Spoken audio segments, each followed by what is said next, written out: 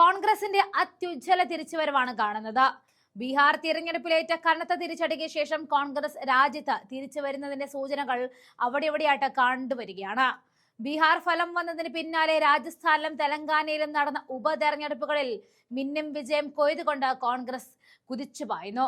ഇതിൽ രാജസ്ഥാനിലെ നിയമസഭയിലേക്ക് നടന്ന തെരഞ്ഞെടുപ്പിൽ ബി.ജെ.പിയുടെ സിറ്റിംഗ് സീറ്റാണ് കോൺഗ്രസ് പിടിച്ചെടുത്തത്.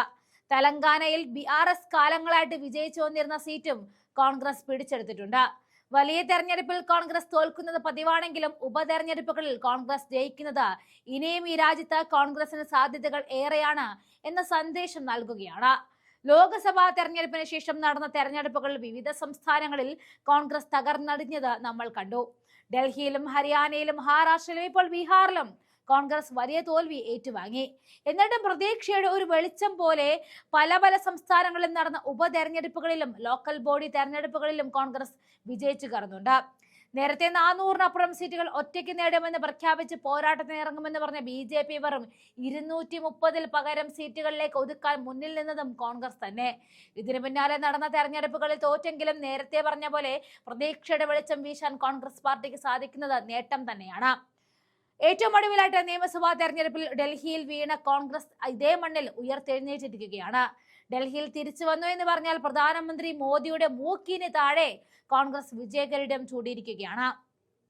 ഡൽഹി മുനിസിപ്പൽ കോർപ്പറേഷൻ ഉപതെരഞ്ഞെടുപ്പിലാണ് കോൺഗ്രസ് വിജയിച്ചിരിക്കുന്നത്.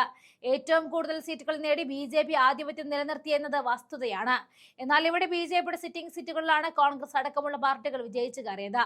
നരൈന, സംഗം വിഹാർ എ എന്നീ വാർഡുകളിലാണ് BJP പരാജയപ്പെട്ടത്. ഡൽഹി നഗരത്തിൽ BJP ശക്തമായ പ്രാദേശിക വെല്ലുവിളികൾ നേരിടുന്നു എന്നതിലേക്കാണ് ഈ തോൽവി വിരൽ ചൂണ്ടുന്നത് എന്നും കാണാൻ സാധിക്കും. തെരഞ്ഞെടുപ്പ് കമ്മീഷന്റെ കണക്കനുസരിച്ച് ഉപതെരഞ്ഞെടുപ്പ് നടന്ന 7 സീറ്റുകളിൽ BJPക്ക് 3 സീറ്റുകൾ നിലനിർത്താൻ സാധിച്ചു. അതേസമയത്ത് ആം ആദ്മി പാർട്ടി 2 സീറ്റുകൾ നേടിയപ്പോൾ കോൺഗ്രസും ഓൾ ഇന്ത്യ ഫോർവേഡ് ബ്ലോക്കും ഓരോ സീറ്റുകൾ വീതം നേടി ശക്തി തെളിയിച്ചു. നരൈന വാർഡിൽ നടന്ന ഉപതെരഞ്ഞെടുപ്പിൽ വാശിയേറിയ പോരാട്ടമാണ് നടന്നത്. ഈ വാർഡ് BJPയുടെ സിറ്റിംഗ് സീറ്റാണ്. ഇവിടെ ആം ആദ്മി പാർട്ടിയുടെ രാജൻ അറോറ 148 വോട്ടുകൾക്കാണ് വിജയിച്ചത്. സംഗം വിഹാർ എ വാർഡിൽ കോൺഗ്രസിന്റെ സുരേഷ് ചൗധരി BJP സ്ഥാനാർത്ഥിയായ സുബജിത് ഗൗതമിനെ 12,766 വോട്ടുകൾക്ക് പരാജയപ്പെടുത്തി. കോൺഗ്രസ് തങ്ങളുടെ പഴയ ശക്തി കേന്ദ്രങ്ങൾ തിരിച്ചുപിടിക്കാൻ ശ്രമിക്കുന്നതിന്റെ സൂചനയാണ് ഡൽഹിയിൽ നിന്നും പുറത്തു വരുന്നത്. BJP ശക്തമായി തിരിച്ചു വന്ന ഡൽഹിയിൽ 25 വർഷങ്ങൾക്ക് ശേഷമാണ് അവർ അധികാരം പിടിച്ചത്.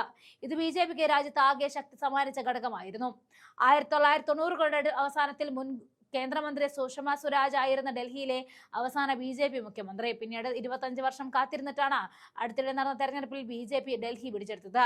എന്നാൽ ഡൽഹിയിൽ BJP അധികാരം പിടിച്ചിട്ടും സ്ഥിതിഗതികൾ മാറിയിട്ടുണ്ടായിരുന്നില്ല. ഇതിൽ ജനം കടുത്ത നിരാശയിലാണെന്ന് തെളിയിക്കുന്ന തെരഞ്ഞെടുപ്പ് ഫലമാണ് ഈ ഉപതെരഞ്ഞെടുപ്പുകളിൽ നമുക്ക് കാണാൻ കഴിഞ്ഞത്. നവംബർ 30-ന് നടന്ന ഉപതെരഞ്ഞെടുപ്പിൽ 38.51% മാത്രമാണ് പോളിംഗ് രേഖപ്പെടുത്തിയത്. 2022-ലെ ഡൽഹി മുനിസിപ്പൽ കൗൺസിൽ തെരഞ്ഞെടുപ്പിൽ 50.47% പോളിംഗിനേക്കാൾ ഇത് വളരെ കുറവായിരുന്നു. കടുത്ത ഭരണവിരുദ്ധ വികാരം ഉടലെടുത്ത ഡൽഹിയിൽ ആം ആദ്മി പാർട്ടിയെ അപ്രസക്തമാക്കിയ കോൺഗ്രസ് പ്രതിപക്ഷ നേതൃത്വ സ്ഥാനത്തേക്ക് ഇരിപ്പുറപ്പിച്ചു കഴിഞ്ഞിരിക്കുകയാണ്. അതിന്റെ സൂചനകൾ ഈ ഉപതെരഞ്ഞെടുപ്പിൽ കാണുകയുമാണ്.